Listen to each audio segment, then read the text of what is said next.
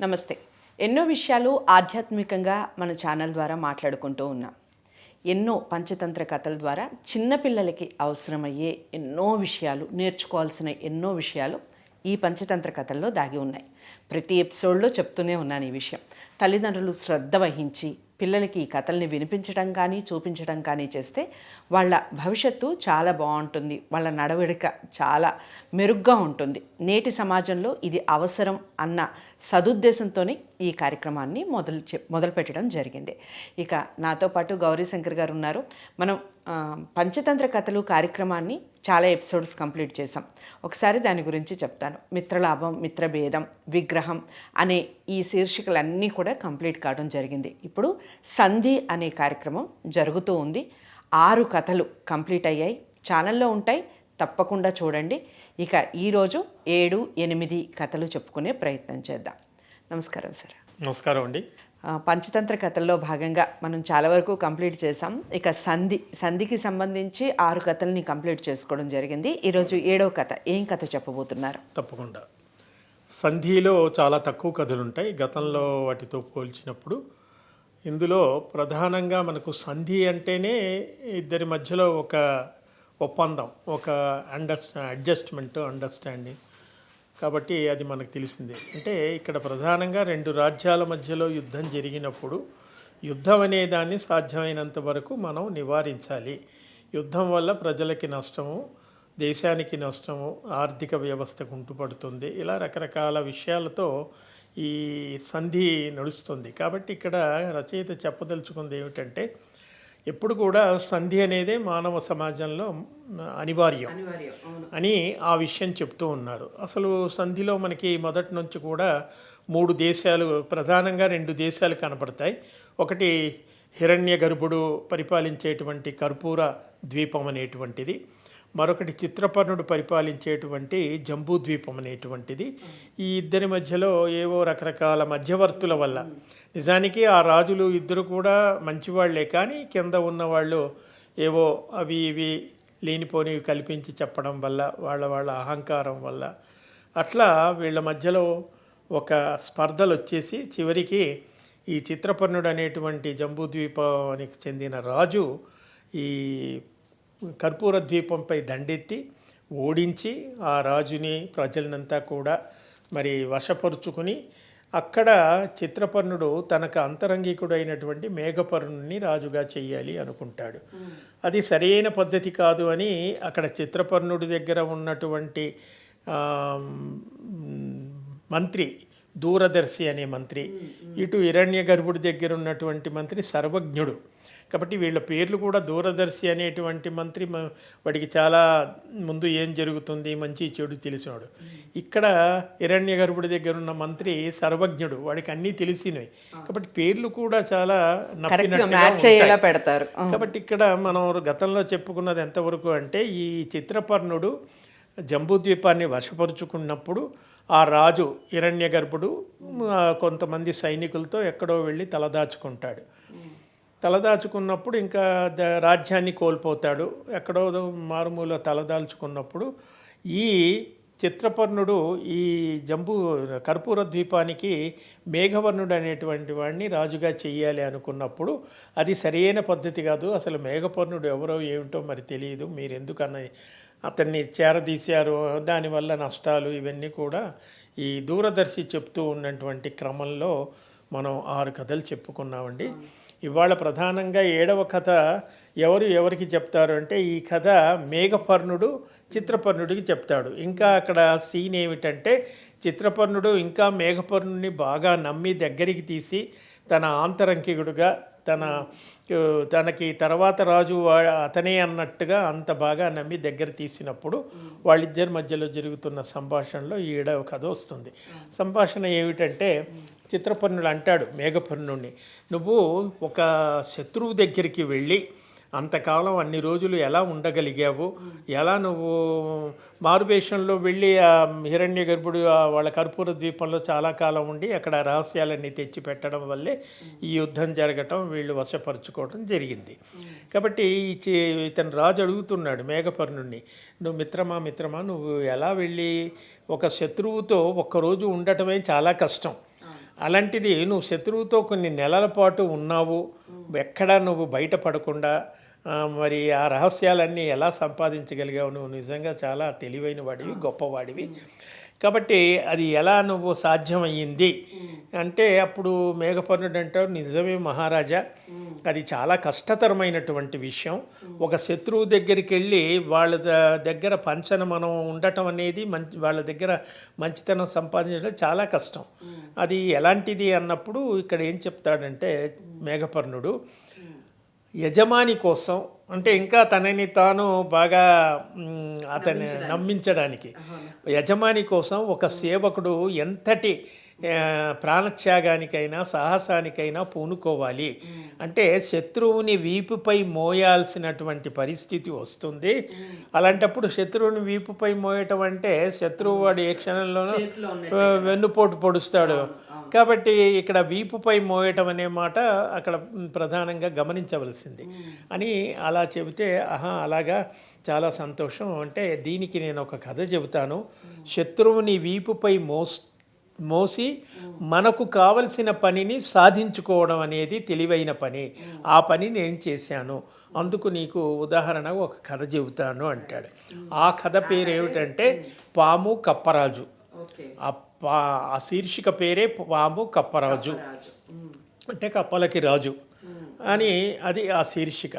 మనకి కాంచీ కథ ఎలా మొదలవుతుంది అంటే, కాంచీపురం అనేటువంటి ఒక దేశంలో ఒక అడవి, దేశాలు, అడవులు, నదులు, సరస్సులు, పర్వతాలు ఇవన్నీ మనకి కథల్లో కనబడతాయి. కాంచీపురం అనేటువంటి దేశంలోని ఒక అడవిలో ఒక పాము నివసిస్తూ ఉంటుంది. అయితే ఆ పాముకి చాలా కాలం బట్టి ఆహారం దొరకదు, తినడానికి ఆహారం దొరక చాలా ఇబ్బంది పడుతూ అలా తిరుగుతూ ఆకలితో తిరుగుతూ చివరికి ఒక చిన్న చెరువు దగ్గరికి వస్తుంది. చెరువులో బాగా కప్పలు విపరీతంగా ఉంటాయి. పాము ఆహారం ఏంటి? కప్ప. కాబట్టి తనకి కావలసినంత ఆహారం ఆ చెరువులో దొరికింది. కానీ ఎలా వాటిని తినేది? నీళ్లలోకి వెళ్ళి కాదు కదా, అవి బయటకు వచ్చినప్పుడు ఎలా తెలివిగా వాటిని మన ఆకలి తీర్చుకోవాలి, వాటిని ఏ విధంగానైనా వశపరుచుకోవాలి అని ఈ పాము ఒక చిన్న నాటకం ఆడుతుంది. ఏమిటి? తను బాగా అనారోగ్యంతో ఉన్నట్టు అలా నీరసంగా పడిపోయి ఆ చెరువు ఒడ్డున నీరసంగా పడిపోయి ముక్కుతూ మూలుగుతూ ఉంటుంది. అప్పుడు ఆ చెరువులో ఉన్న కప్పలు ఒక్కొక్కటి పైకి వచ్చి చూసి ఏదో శబ్దం వినపడుతోందని పైకి, అయ్యో పాపం పాము మనకు శత్రువే అయినా అది చాలా నీరసంగా పడి ఉంది, ఏదో జబ్బు పడిన దానిలాగా, రోగం వచ్చిన దానిలా పడి ఉంది అని అలా చూసి పోతూ ఉంటాయి. ఈ చెరువులో ఉన్న కప్పలకి ఒక కప్పరాజు ఉంటాడు. ఆ పాము పేరు మందవిష్యుడు. వాటికి పేర్లు కూడా ఉంటాయి. విషం కలిగింది పాము కదా, కాబట్టి దాని పేరు మందవిష్యుడు. తర్వాత ఆ కప్పలకి ఒక రాజు ఉంటాడు. అతని పేరు జలపాదుడు. జలపాదుడు అంటే పాదాలు, కాళ్ళు జలంలో ఉంటాయి కాబట్టి జలపాదుడు. అట్లా వాటి పేర్లు కూడా ఉన్నాయి. కాబట్టి ఈ కప్పలన్నీ వెళ్ళి ఆ రాజుతో చెప్తాయి, మన చెరువు ఒడ్డున మన శత్రువు ఒక పాము వచ్చి పడిపోయింది అంటే, అప్పుడు ఆ రాజు కూడా, ఆ కప్పరాజు కూడా బయటికి వచ్చి పాము దగ్గరికి వెళ్ళి, మిత్రమా ఏమైంది నీకు నాగరాజా, ఏమైంది, ఎందుకు అలా పడి ఉన్నావంటే, అయ్యో నేనేమని చెప్పను, నేను చాలా దురదృష్టవంతుణ్ణి. నేను పూర్వం ఆహారం కోసం వెతుకుతూ తిరుగుతూ ఉన్నప్పుడు ఒకరోజు నేను ఒక బ్రాహ్మణుడి ఇంటి ముందు నుంచి ఒక వీధిలో నుంచి అలా వెళుతూ ఉంటే ఆ ఇంట్లో ఉన్నటువంటి బ్రాహ్మణుడి యొక్క కొడుకు చిన్నపిల్లవాడు గబగబా ఇంట్లో నుంచి బయటకు వచ్చాడు. సరిగ్గా అదే సమయంలో నేను వాకిల్లోంచి అలా పాక్కుంటూ వెళుతూ ఉంటే ఆ పిల్లవాడి కాలు నా పైన పడింది, నా ఒంటి పైన పడింది. పడగానే నాకు చిర్రెత్తి వెంటనే బుస కొట్టి ఆ అబ్బాయిని కాటేశాను. కాటేయటంతో ఆ అబ్బాయి విషం ఎక్కిపోయి స్పృహ తప్పి పడిపోయాడు. అప్పుడు వెంటనే ఇరుగు పొరుగు వాళ్ళందరూ కూడా, ఆ బ్రాహ్మణుడు, ఆ దంపతులు అందరూ వచ్చి వైద్యుడిని తీసుకొచ్చి వైద్యం చేయించారు. ఆ పుత్రుడు కోలుకున్నాడు ఆ పిల్లవాడు. నేను ఇదంతా చూసి భయపడి ఓ మూలన నక్కి ఉన్నాను. అప్పుడు ఆ ఇంటి యజమాని, ఆ పిల్లవాడి తండ్రి, ఒక మూలలో ఉన్నటువంటి ఒక కర్ర తీసుకొచ్చి, నన్ను నీ వల్లే కదా నా కొడుక్కి ఆపద వచ్చింది, కాబట్టి నేను బతకనివ్వను అని చెప్పేసి నన్ను బాగా బాదాడు. బాధటంతో పాటు నాకు ఒక శాపం ఇచ్చాడు. ఏమిటా శాపం అంటే, నువ్వు నీ ఆహారం ఏమిటి, కప్పలు. కాబట్టి ఇక ముందు నీకు ఆ కప్పలు ఆహారం కాజాలవు. కాబట్టి నీకు కప్పలు నిషేధం. మంచి స్టోరీ అల్లింది. కప్పలు నీకు ఆహారం కాజాలదు. నువ్వు వేరే క్రిమికీటకాదులను అవి ఇవి తిని నువ్వు బతకాలి. తర్వాత నువ్వు ఎప్పుడైనా పొరపాటున ఏదైనా కప్ప దొరికితే తింటే గనక నువ్వు తలపగిలి చస్తావని నన్ను శపించాడు. ఇంకా ఆ రోజుల్లో శాపాలు ఇవన్నీ మామూలే కదా, శపించాడు. అందుకని నేను అప్పటి నుంచి కూడా నేను కప్పలు దొరికినా తినే పరిస్థితి నాకు లేదు. ఆ శాపం వల్ల కప్పని తింటే తలపగిలి చస్తాను. కాబట్టి కప్పలు నాకు ఆహారం కాదు, తినకూడదని ఒక నిషేధం ఉంది. ఇక వేరే వాటిని వెతుక్కుంటే నాకు ఏమీ దొరకలేదు. కాబట్టి నేను ఇలా నీరసంగా జబ్బుతో పడి ఉన్నాను. కాబట్టి మీకేదైనా సేవ చేసుకోగలిగితే నేను, ఎందుకంటే నాకు ఈ విధంగా శాపం ఉంది కాబట్టి కొంత పరిహారం అవుతుంది అని చెప్పి బాగా నమ్మబలుగుతాడు. అప్పుడు ఆ కప్పల రాజు జలపాదుడు చాలా సంతోషించి, మిత్రమా పర్వాలేదు, ఇక మీదట మనం అంతా స్నేహంగా ఉందాం. అయితే అతను ఒక పాము, అది మందవిష్యుడు ఏం చెప్తాడంటే, ఆ పాము, నన్ను ప్రతిరోజు నా శత్రువులు ఎవరు, కప్పలు, నా శత్రువుని వీపు మీద మోసుకొని తిరిగితే నీ శాపం నివృత్తి అవుతుందని చెప్పి శాప విమోచన చెప్పాడు. కాబట్టి నేను మీ సేవ చేసుకుంటాను అంటే, మరి నన్ను నీ వీపు మీద కూర్చోబెట్టుకొని మొత్తం అంతా తిప్పేస్తావా అంటే సరే అంటాడు. ఆ పాము మీద ఈ కప్ప కూర్చుంటుంది. అలా అలా అలా కొంచెం అలా తిరిగేసి రాగానే ఆ కప్పల రాజు చాలా సంతోషిస్తాడు. నాకు ఒక మంచి వాహనం దొరికింది అని, ఇవాళటి నుంచి నువ్వు నా సేవకుడివి, రోజు నన్ను నీ వీపు మీద కూర్చోబెట్టుకొని ఊరంతా తిప్పాలి. దానికి నేను నీకు ఆహారం ఇవ్వాలి. నాకు ఆహారంగా ఏమిటంటే, నా రాజ్యంలో బోలెడన్ని కప్పలు ఉన్నాయి, రోజుకో కప్ప నీకు కావలసిన కప్పను తినేసేయి అని అంటాడు.